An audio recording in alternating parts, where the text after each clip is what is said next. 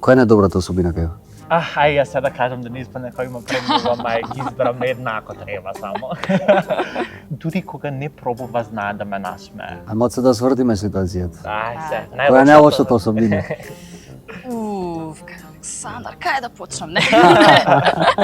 Александар знае да биде наивен, малку повеќе од што треба. Сега јас, види вак. Тоа е друг портал, ова е trn.mk. Трнвак. Трмак. Доцни. Значи тоа ич не ми се допаѓа. И дека јас не доцна. Ама ако треба нека на пример заедно да отидеме и Ева се појави пола сат покасно. Ќе кажам заради Александар доцниме.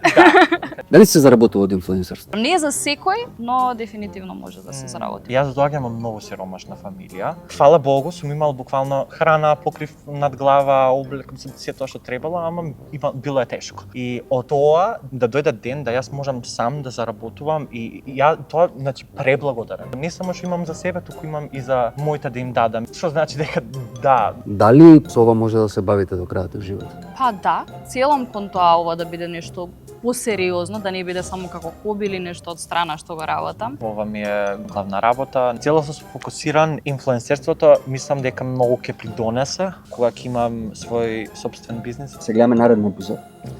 Чао. Чао.